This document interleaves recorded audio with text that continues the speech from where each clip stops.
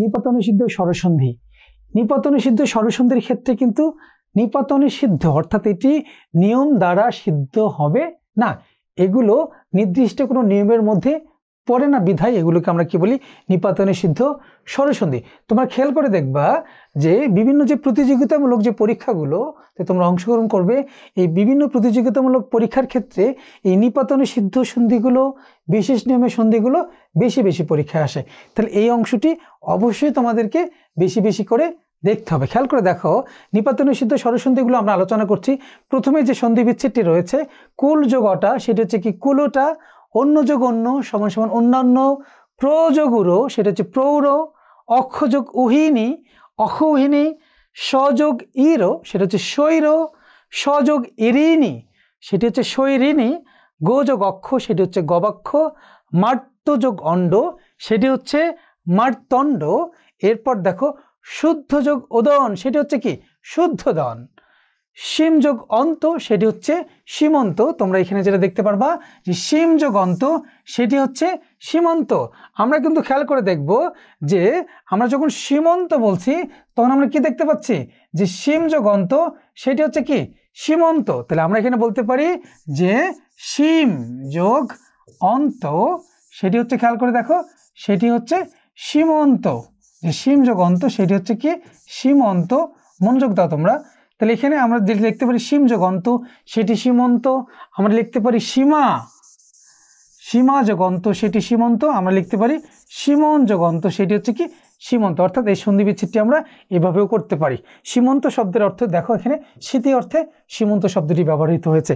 এরপর দেখো রক্তষ্ঠ, যে রক্তযোগ ওষ্ঠ, রক্তষ্ঠ, গোযোগ ইন্দ্র সেটি হচ্ছে কি গবেন্দ্র, গোযোগীশ্বর সেটি হচ্ছে কি গবেশ্বর, সারযোগ অঙ্গ সেটি হচ্ছে কি সারঙ্গ।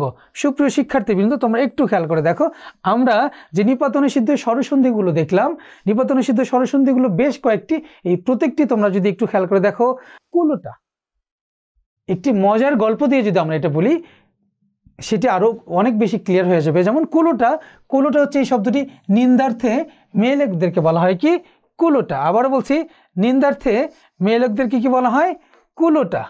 কুলোটা হচ্ছে যে নারী তার স্বামী গৃহ ত্যাগ করে সেটি হচ্ছে কি কুলোটা। তাহলে কুলোটা, কাউকে যদি আমি বলি কুলোটা, সে বলবে যে আমি কুলোটা না, কে কুলোটা?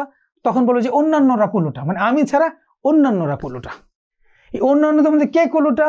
অন্যান্যদের মধ্যে এই প্রৌঢ়, কারো যদি দাদি থাকে, বুড়ো দাদি থাকে, সেই বুড়ো দাদিকে আমরা বলবো যে সে হচ্ছে কি কুলোটা। আচ্ছা, এই বুড়ো দাদির অনেক বেশি ক্ষমতা ছিল, তাকে আমরা এই জন্য বলি অক্ষৌহিনী।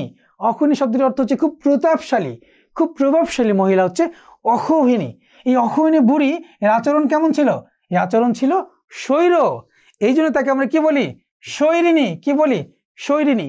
খুব খুব শৈর আচরণ করতে। একদা সে ধরো তোমাকে মাইট দিয়েছে, মাইট দিয়েছে, তখন তোমার মন খারাপ হয়েছে, তখন তুমি কি করেছো? তখন তুমি গবাক্ষ, গবাক্ষ শব্দের অর্থ হচ্ছে জানালা, তখন তুমি কি করো? এই গবাক্ষ দিয়ে কি দেখছো? মার্তণ্ড দেখছো। মার্তণ্ড হচ্ছে সূর্য, মার্তণ্ড শব্দের অর্থ হচ্ছে কি সূর্য। এই সূর্যের যে দেবতা তাকে আমরা বলি কি শুদ্ধধন। সূর্যের দেবতাকে আমরা কি বলি শুদ্ধধন। এরপর দেখো, এই সূর্যের দেবতা অর্থাৎ শুদ্ধধন, অর্থাৎ সূর্যটি কোন সীমান্ত অস্ত যায়? পশ্চিম সীমান্ত। এটি কিন্তু সীমন্ত, নট সীমান্ত। সীমন্ত শব্দের অর্থ হচ্ছে সিথি। আচ্ছা, যখন সূর্যটি অস্ত যায় তখন দেখবে যে শীতের যে সিঁদুর, অর্থাৎ সিঁদুরের রঙের মতো, অর্থাৎ খুব লাল রক্তষ্ট হয়ে যায়। কেমন হয়ে যায়? রক্তষ্ট হয়ে যায়। এটি কে দেখেছিল? এই যে ঘটনাটি, হ্যাঁ, এই ঘটনাটি দেখলো হচ্ছে কে? গবেন্দ্র। গবেন্দ্র তোমার কাজিন ছিল, মনে রাখবো তোমরা, গবেন্দ্র তোমার কি ছিল? কাজিন ছিল। সেক্ষেত্রে মনে রাখাটা সহজ। তার নাম ছিল কি? গবেন্দ্র গবেশ্বর। সে তখন এই তোমার মন ভালো করার জন্য কি করছিল? সারঙ্গ বাজাচ্ছিল। কি বাজাচ্ছিল? সারঙ্গ, অর্থাৎ এটি এক ধরনের বাদ্যযন্ত্র, সারঙ্গ বাজাচ্ছিল। তাহলে একটু মনোযোগ দাও সুপ্রিয় শিক্ষার্থীবৃন্দ। আমরা যদি খেয়াল করি, তাহলে দাদি বললো কুলোটা, তুমি বললো আমি কুলোটা না অন্যান্য কুলোটা। একসময় বললো যে তুমি বুড়ি, তুমি প্রৌঢ়, তুমি কুলোটা। এই প্রৌঢ় বুড়ির আচরণ কেমন ছিল? শৈর আচরণ ছিল। বাট আমরা তাকে কি বলতাম? সে হচ্ছে অক্ষৌহিনী। আচ্ছা, এই জন্য তাকে আমরা কি বলি শৈরিনী। আচ্ছা, তারপরে কি করলা তুমি? গবাক্ষ দিয়ে কি দেখলা? মার্তণ্ড দেখলা, সূর্য দেখলা। আর এই সূর্যটা অস্ত যায় কোন দিকে? পশ্চিম সীমান্তে। রং হয় কিসের মতো? রক্তষ্টের মতো এই পুরো বিষয়টি কে খেয়াল করলো? গবেশ্বর গবেন্দ্র। পরে সে তোমার মন ভালো করার জন্য কি করছিল? সারঙ্গ বাজাচ্ছিল। কি বাজাচ্ছিল? সারঙ্গ বাজাচ্ছিল। আশা করি এই মজার গল্পটি যদি তোমরা মনে রাখো তাহলে তোমাদের জন্য বুঝতে অনেক সহজ হবে। আমি আবারও বলছি, কুলোটা, অন্যান্য, প্রৌঢ়, অক্ষহিনী, শৈর, শৈরিণী, গবাক্ষ, মার্তণ্ড, শুদ্ধোদন, সীমন্ত, রক্তষ্ঠ, গবেন্দ্র, গবেশ্বর, সারঙ্গ।